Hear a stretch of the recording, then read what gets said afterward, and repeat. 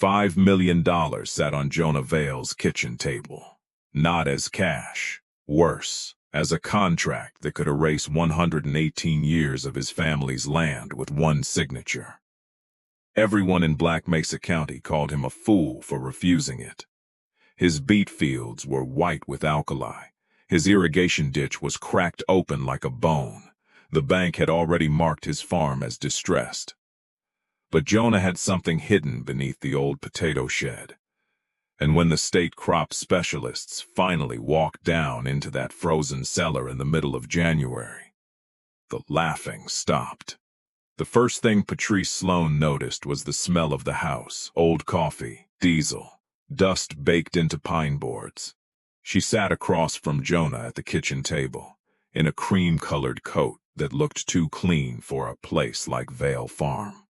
Behind her, two men from Iron Line Development kept their eyes on the windows, as if the fields themselves were already part of a warehouse they had not built yet. Patrice tapped the folder with one red fingernail. $5.1 million, Mr. Vale. That is not a buyout. That is mercy. Jonah did not touch it. Through the glass, he could see 240 acres of dead sugar beet ground stretching toward the Snake River plain. The soil had gone pale at the edges from years of drought and rising salts. Last season, the beet cyst nematodes had finished what the heat started. The county agronomist had said the ground needed at least 4 years of remediation before it could carry a real cash crop again. Jonah had 11 weeks before First Prairie Bank moved to foreclosure. He owed $970,000. His wife, Lila, stood near the stove with her arms folded so tightly that her wedding ring pressed a red line into her finger. Patrice opened the folder anyway. "The freight spur is already approved," she said. "Black Mesa has been waiting 20 years for a permanent employer. Iron Line will build a cold chain distribution terminal here. 400 construction jobs, 260 permanent jobs, tax revenue, roads, a reason for families to stay." Jonah finally looked at her. "This is still a farm." Patrice smiled like she had been waiting for that line. No, it was a farm. Now it is a liability with nostalgia growing on top of it. Lila shut her eyes. Patrice lowered her voice. "The ransom sold yesterday. Wade Bramlett signed this morning. You are the last parcel between the rail spur and the highway access. Sign now and you walk away clean. Wait until the bank auction, and Iron Line buys the same land for pennies." "That sounds like a threat," Lila said. "It is a calendar," Patrice replied. She stood, buttoned her coat, and left the folder on the table. "You have 48 hours. After that, the offer drops by $1 million. The door closed. For a long time, neither Jonah nor Lila moved. Then Lila whispered, "Jonah, we could breathe." He looked at the folder, then at the fields. His grandfather had built the first ditch with a team of horses and 2 borrowed scrapers. His mother had kept the farm alive after his father broke his back beneath a collapsed hay elevator. Every fence post out there had a family argument buried under it. "I can't sell it for concrete," Jonah said. Lila's voice broke. "Then tell me what we're selling it for." "Because we sold the grain truck in August. We are behind on the insurance. The bank calls every Monday. What is left?" Jonah turned from the window. "The ground failed," he said. "Not the farm." Lila stared at him. That was the first time she realized he had not been going to bed after midnight. He had been going under the potato shed. The next morning, Jonah mailed his refusal by certified letter. By lunch, the whole county knew. At the co-op counter, men who had borrowed Jonah's tools for 20 years suddenly studied their boots. At the diner, the waitress set his coffee down without speaking. The mayor went on local radio and called unnamed obstructionists romantics standing in the way of survival. No one had to ask who he meant. Black Mesa was hurting. Storefronts were empty. High school graduates left and did not come back. Iron Line had not arrived as a company. It had arrived as a promise, and Jonah Vale had just become the man blocking the promise. But the town did not know what Jonah had found. 6 months earlier, after the second failed beet sample came back from the lab, Jonah had stopped researching soil repair and started researching crops that did not need soil at all. At 2 in the morning, with debt notices stacked beside his laptop, he found a paper written by a retired plant physiologist named Dr. Anika Rao. The paper was buried in a university archive. Its title was dry enough to put a man to sleep: Forced Dormancy Cycling and High-Density Stigma Production in Crocus sativus under Cold Storage Conditions. But one line punched Jonah awake. The flowering trigger may be separated from field soil entirely if corm temperature, mineral stress, and light interval are controlled within a narrow range. Crocus sativus, saffron. The little purple flower that carried 3 red threads in its center, the most valuable spice on earth. But Jonah was not interested in grocery store saffron. Dr. Rao's research suggested that under the right stress, the plant could produce unusually high levels of crocine and saffronal, compounds pharmaceutical and nutraceutical companies used in standardized botanical extracts. He called her every day for 2 weeks. She ignored him for 13 days. On the 14th, she picked up. "Mr. Vale," she said, "if this is another startup pitch about vertical farming, I am hanging up." Jonah said, "I have a half-buried potato cellar that holds 40 degrees without power for 6 hours. I have irrigation pumps, welding experience, and land nobody believes in anymore. I think you were right." There was silence. Then Dr. Rao asked, "Right about what?" "That saffron doesn't need a field," Jonah said. "It needs winter on command." Dr. Rao arrived in Idaho 3 weeks later with 2 battered suitcases, a microscope, and no patience for sentiment. The cellar beneath the potato shed was a concrete cavern built in the 1940s, when Jonah's great-uncle had stored seed potatoes through hard winters. It was damp, cold, and half-forgotten. To Dr. Rao, it was nearly perfect. Not a greenhouse, she told him, a clock. That became the principle.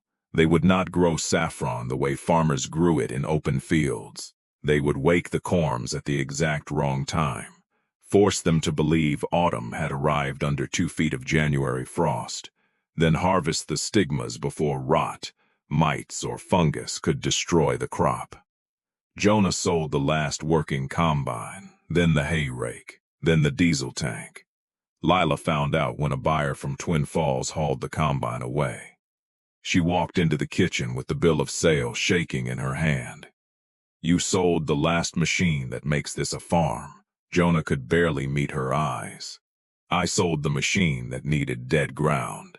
"And bought what?" 47,000 certified saffron corms, he said. Commercial-grade racks, dehumidifiers, LED arrays, air scrubbers, stereo trays. Lila laughed once, but there was no humor in it. "Flowers. You sold the combine for flowers." "Red gold," Jonah said. "No." Her eyes filled. "Don't call it that like it makes sense." She walked out before he could answer. For the next month, Jonah worked 18-hour days. He sealed the cellar with spray foam and food-grade wall panels. He welded rack frames from salvaged pipe. He rebuilt 3 refrigeration units from a shuttered grocery store. Dr. Rao calibrated mineral mist nozzles until they delivered a whisper of potassium and calcium over the trays every 7 minutes. Each corm had to be inspected by hand. Soft ones were burned, split ones were discarded. Any trace of bulb mite meant an entire tray went into quarantine. The cellar slowly became another world. Rows of dark trays stacked floor to ceiling. Thin blue light strips glowing through cold mist. Fans humming behind filters. Temperature sensors blinking like tiny stars in the underground dark. Above ground, the county saw none of that. They saw Jonah hauling in refrigeration coils and UV lamps. They saw no tractors running, no fall planting, no beet seed. Only a farmer losing his mind under a shed. Wade Bramlett, who had sold his 70 acres to Iron Line, stopped by the fence one afternoon. What are you building down there, Jonah? A bunker. Jonah wiped condensation from his beard. A crop room. Wade looked over the dead fields and shook his head. For what crop? Moonlight. I'm farming winter, Jonah said. Wade stared at him, then drove off laughing. By early December, the money was gone. The electric bill tripled. Lila took evening shifts at the motel desk in town. Jonah slept in an armchair beside the cellar monitor, waking every time the humidity moved 2 points. Nothing bloomed. The corms sat in their trays like dry brown stones. Dr. Rao kept saying they needed time. Lila stopped asking. Then Patrice Sloan made her second move. A White County pickup came up the drive with the zoning administrator, a deputy, and a state plant health inspector inside. The complaint said Vale Farm was operating an unpermitted industrial facility and possibly importing foreign plant material without certification. Jonah met them at the shed door. You can't go down there in street clothes. The inspector frowned. Mr. Vale, this is an agricultural inspection. And that is an agricultural crop, Jonah said, pointing to the concrete steps behind him. If you carry bulb mites or soil fungus into that room, you could wipe out everything I have left. The deputy shifted his hand toward his belt. Jonah did not move. Give me 10 minutes, he said. You can inspect every tray. But you suit up, you step through the foot bath, and you follow sterile protocol. If you don't, you can explain to a judge why the county destroyed a certified crop before it proved a violation. The inspector hesitated. The lawsuit word did what politeness could not. 10 minutes later, all 3 officials walked into the cellar, wearing white coveralls, boot covers, gloves, and hairnets. The administrator expected marijuana. The deputy expected chemicals. The inspector expected chaos. What they saw stopped them on the last stair. The underground room glowed blue and silver. Thousands of trays stood in clean rows under a veil of cold mist. Data screens tracked temperature, humidity, airflow, and bloom stage. Dr. Rao moved between the racks with a clipboard, calm as a surgeon. The plant inspector bent over a tray. Certified tags, domestic corms, no soil, no runoff, no pesticide stockpile, no violation. The officials left annoyed but empty-handed. That should have been the first good day. It was not. On Christmas night, a polar front slammed into the Snake River plain. The wind drove ice into the power lines until one of them snapped outside Black Mesa at 1:17 in the morning. The house went dark. So did the shed. So did the monitors. Jonah was out of bed before Lila could speak. The backup generator was supposed to catch in 8 seconds. It did not. Jonah ran through blowing snow in a coat he had not zipped, his flashlight jumping across the yard. The generator shed was iced shut. He kicked the door until the latch split, dropped to his knees, and tore the side panel loose with both hands. The starter relay had frozen open. The cellar temperature was already falling. Saffron corms could take cold. They could not take a hard freeze after forced waking. If the tissues crystallized, the crop would turn to brown mush before morning. Jonah stripped the relay wires with numb fingers. The copper bit into his skin. "Come on," he whispered. "Come on." He bypassed the relay and cranked the starter manually. Once, nothing. Twice, a cough. Third time, the diesel engine caught and roared like an animal coming back from the dead.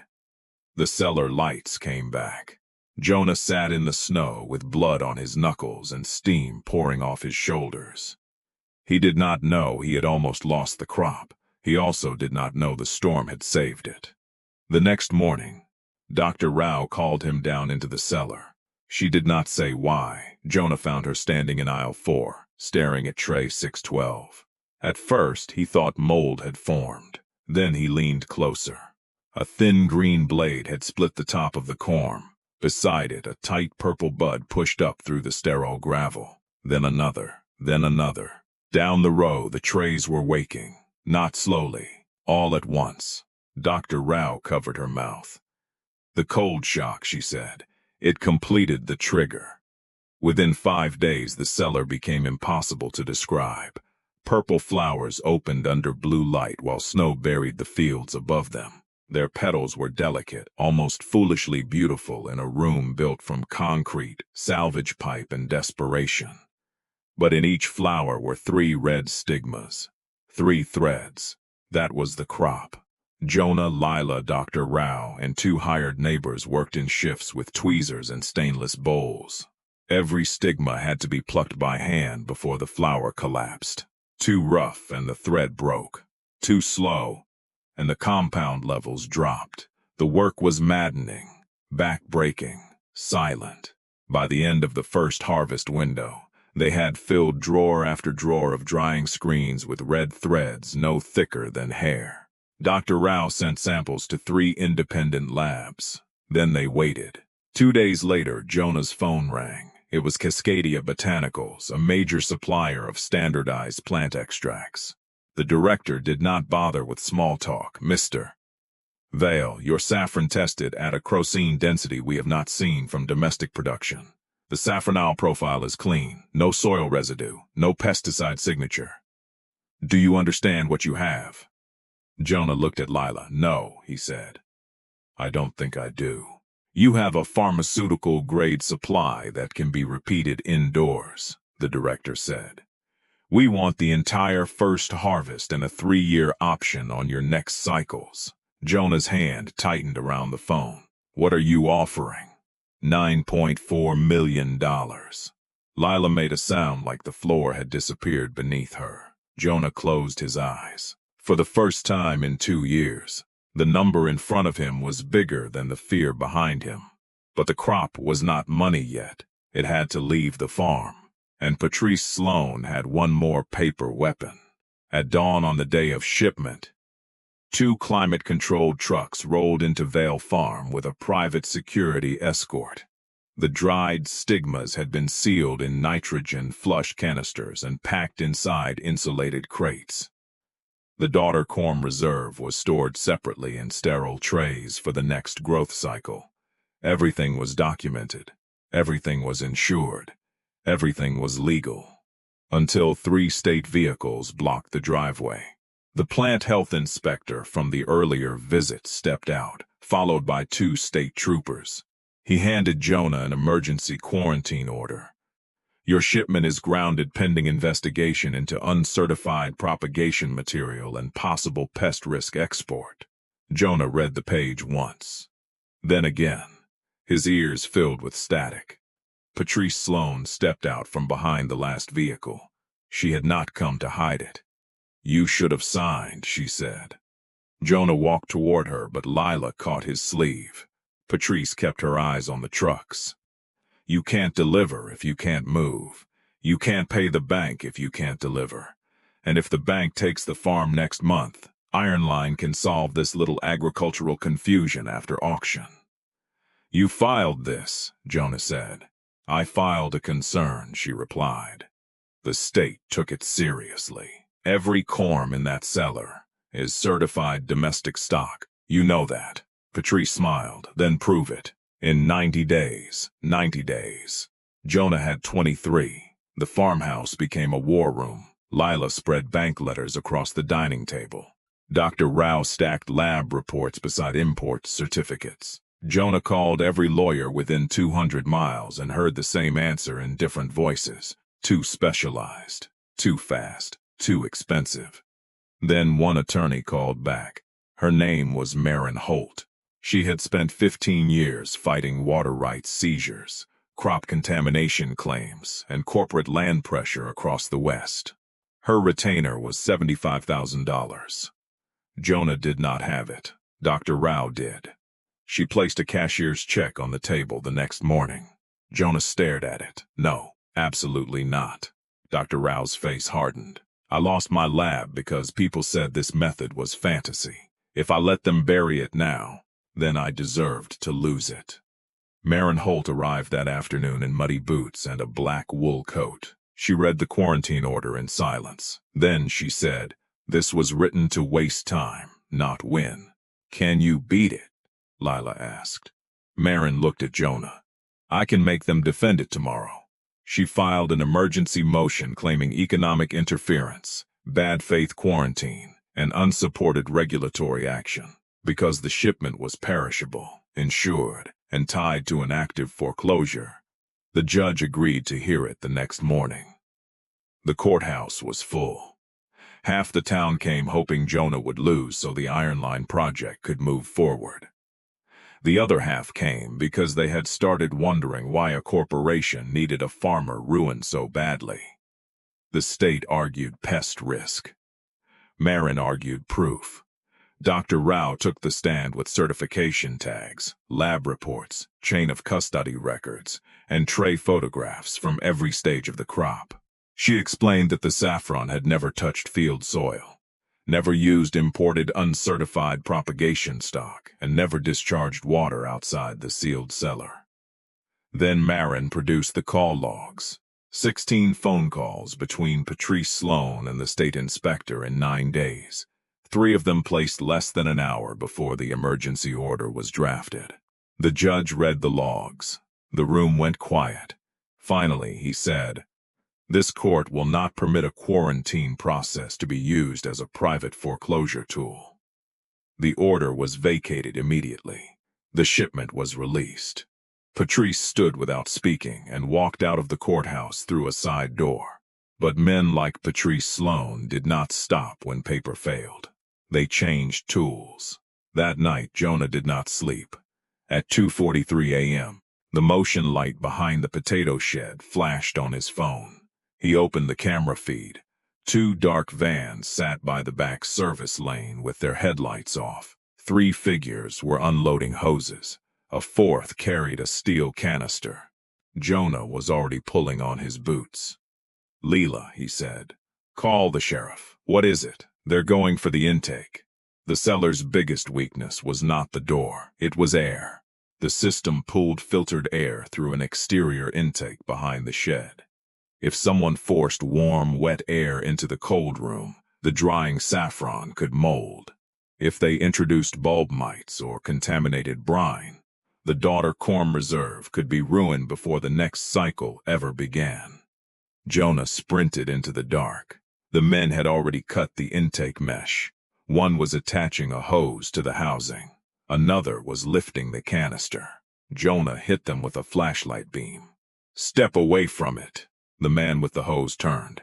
"Go back inside, old man." Jonah saw the label on the canister. A concentrated meticide and salt brine mix. Not enough to poison people. Enough to murder every corm in the cellar. He stepped forward anyway. Before the men could move, a tractor engine roared across the field. Headlights tore through the dark. Wade Bramlett, the neighbor who had sold to Iron Line, drove his old loader straight through the broken fence and swung the bucket across the service lane, blocking both vans in place. He climbed down with a tire iron in one hand and his phone recording in the other. "Smile," Wade shouted. "You're live for the sheriff." The men froze. Sirens rose from the highway. Wade looked at Jonah. "Patrice offered me $30,000 to ignore noise tonight." Jonah stared at him. Wade's jaw tightened. "Then I remembered who loaned me a baler when my boy was sick." The saboteurs dropped the hose and ran. They did not get far. By sunrise, the county sheriff had the canister, the vans, and 2 hired contractors in custody. By noon, Iron Line Development's regional office was under investigation. By evening, Patrice Sloan was no longer speaking for the company. At 6:10 the next morning, the trucks left Vale Farm. Jonah and Lila stood in the driveway, holding hands in the pale winter light, watching the crates roll toward the highway. 27 hours later, the escrow wire cleared.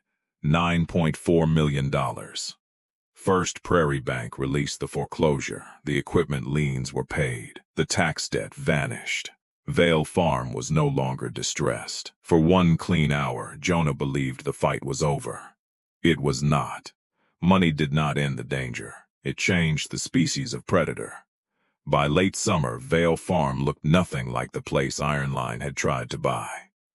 Jonah hired local carpenters, electricians, and former beet workers to build 2 more underground grow rooms. Wade Bramlett became operations foreman. Lila took over the books and stopped answering bank calls because there were no bank calls left to answer. Dr. Rao turned the old machine shed into a lab. Black Mesa, the town that had shunned Jonah in October, now sent job applications by the dozen. Then Cascadia Botanicals sent its chairman. His name was Julian Kess. He arrived in a gray electric sedan, wearing rimless glasses and a smile that never warmed his eyes. Jonah met him in the new control room overlooking Grow Room 2. Below the glass, tens of thousands of saffron corms rested in dark trays, waiting for their forced winter. Julian looked down at them like a man admiring inventory he already owned. "You have built something extraordinary," he said. "Domestic supply, high compound density, stable cycle time. Investors are excited." "Good," Jonah said. "The next harvest starts in November." Julian placed a document on the table.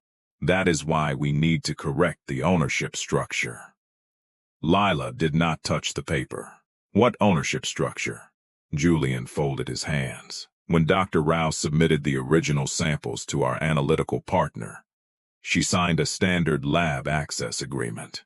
Section 7 assigns derivative process rights to any repeatable cultivation protocol identified through our proprietary analysis platform." Dr. Rao went pale. "That was a testing waiver." "It was a rights assignment," Julian said softly. "Cascadia now owns the commercial process sequence used to produce your high-density saffron. The mineral pulse, cold shock interval, and light cycle." Jonah's voice dropped. "You bought my crop." "We bought the first crop," Julian said. "We now own the process that made it valuable." He slid the document closer. "Going forward, Vale Farm will operate as a licensed production site. Cascadia will take possession of all material produced under the process. You will receive a management fee of $400,000 per year." Lila laughed in disbelief. "You are trying to turn us into employees on our own farm." "I am trying to avoid a federal injunction," Julian said. "If you refuse, we freeze sales, freeze accounts tied to the process, and tie every grow room here in litigation for a decade. You survived a developer, Mr. Vale. Do not mistake that for surviving a billion-dollar botanical company." He stood. 72 hours. After he left, Dr. Rao sat at the table like someone had cut the bones out of her. "I signed it," she whispered. "I did not read it, Jonah. I gave them the map." "No," Jonah said. But his face had gone gray. Marin Holt reviewed the agreement and did not soften the truth. "They can hurt you," she said. "Even if we beat them later, they can freeze the crop now. You cannot carry payroll, power, cooling, and litigation all winter." Jonah looked through the glass at the sleeping corms. "Does the claim cover the plants?" "No," Marin said. "It covers the process sequence Cascadia says produced the chemistry." Jonah turned to Dr. Rao. "The exact sequence," she blinked. "Yes. The cold step, the mineral pulse, the light cycle, the whole forcing pattern. What if we do not use it?" Dr. Rao stared at him for a long moment. Then the scientist inside her woke up. "Jonah, the crop is already staged. Can it be reset? Not safely." "I didn't ask safely." She stood slowly and walked to the glass. "Saffron corms can survive severe dormancy shock. Sometimes, if we cut light entirely, dry the air, raise the temperature, then hit them with ash calcium vapor and a rapid chill, we might force a different bloom pathway." "Different enough?" "Chemically, maybe. Procedurally, yes. But we could also kill every corm in those rooms." "Then Cascadia takes dead flowers either way," Jonah said. "At least this way they have to earn the funeral." For 48 hours, Vale Farm became controlled chaos. They blacked out every grow room. They bypassed the scheduled misting system and replaced it with a dry mineral fog made from sterilized hardwood ash, calcium carbonate, and a trace iron solution Dr. Rao mixed herself. The air turned dusty and sharp. The corms shrank in their trays. Lila watched the monitors like she was watching a hospital bed. Temperature rose. Humidity fell. The root tips began to brown. Dr. Rao's voice shook for the first time since Jonah had known her. Another 2 hours could kill them. Jonah looked at the screen. Hold. They held. Then, at midnight, Jonah triggered the chillers. The rooms plunged from 96 degrees to 31 in less than 20 minutes. Metal groaned in the walls. Condensation froze on the viewing glass. The corms looked dead. For 3 days, nothing happened. Cascadia's deadline passed. Julian Kess filed for emergency seizure. On the 4th morning, Leela found Jonah asleep against the control room wall and shook him awake. "Jonah," she whispered, "look. Down in grow room 2, the trays were no longer brown. They were white, not mold white. Flower white. Thousands of pale crocus blossoms had opened in the dark, their petals nearly translucent under the low blue lights. And in the center of each flower were stigmas deeper than red, almost black at the base, gold at the tips." Dr. Rao entered the room and stopped breathing for a second. "The ash cycle," she whispered. It changed the expression. Independent testing came back 12 hours later. The compound profile was different from Cascadia's patented sequence. Higher crocine, lower moisture degradation. A distinct mineral-bound signature the old process did not produce. Marin filed a provisional process patent before sunset. They named it the Vale Ash Cycle. At 8:30 the next morning, Julian Kess arrived with federal marshals, 2 patent attorneys, and a seizure warrant authorizing Cascadia to take possession of any crop produced under the disputed forced winter sequence. Jonah met him at the cellar entrance. Leela stood on his right, Dr. Rao on his left. Wade behind them with a line of farm workers, silent and steady in the cold morning air. Julian held out the warrant. "Open the rooms." Jonah handed him the key card. Julian smiled, a wise decision. "No," Jonah said, "an easy one." The doors unlocked. The marshals stepped into the viewing corridor first. Julian followed, then stopped. Through the glass, he was not looking at the purple saffron crop he had come to seize. He was looking at a ghost field underground. White flowers, dark gold threads, ash-stained trays. A bloom that did not match the one in his paperwork. Julian turned slowly. "What did you do?" Marin Holt handed his attorneys a folder. "Your warrant applies to material produced under Cascadia Sequence 14A. These rooms contain product generated under an independently documented, non-identical process with a different compound profile. Tested, notarized, and filed." Julian's smile disappeared. "This is manipulation. Farming often is," Jonah said. "You destroyed our process to avoid our rights." Jonah stepped closer. "You tried to own winter because you rented a lab machine. You forgot something.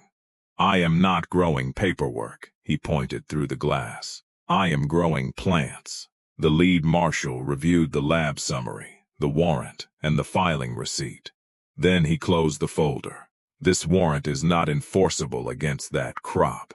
Julian looked at Jonah with open hatred. "You still need a buyer." A car door closed behind them. Everyone turned. A woman in a navy coat walked up the gravel drive with 2 assistants carrying sample cases. She introduced herself as the North American director for a European botanical consortium that had been waiting for Cascadia to stumble for years. "We reviewed the emergency assay last night," she said to Jonah. "If the figures hold, we will take the ash cycle harvest at a 22% premium and fund expansion under grower-owned licensing." Julian said nothing. There was nothing left to say. He got back into his sedan and left the farm without the crop, without the process, and without the man he thought he could buy. 1 year after Patrice Sloan laid $5 million on Jonah Vale's kitchen table, Vale Farm had 39 local employees, 3 underground grow rooms, and contracts in 4 countries. The old beet fields did not become warehouses. They became windbreaks, solar rows, and test plots for salt-tolerant cover crops. The town did not get Iron Line's terminal. It got something stranger and harder to steal, a farm that paid people to stay. Wade Bramlett bought back 20 acres from Iron Line's collapsed deal and leased them into the cooperative. Lila set up a profit share before Jonah could talk her out of it. Dr. Rao rebuilt her reputation in the same county that once thought Jonah was growing moonlight under a shed. And Jonah kept the old potato cellar exactly where it was. Not because it was the largest room. It wasn't. Not because it was the cleanest. It never had been. He kept it because that was where everyone had been wrong. The bank, the town, the developer, the buyer. The men who believed land was only valuable after it was flattened. They all looked at dead ground and saw an ending. Jonah Vale looked beneath it and found a season no one else had bothered to control. The land stayed alive because he learned what could still bloom in the dark.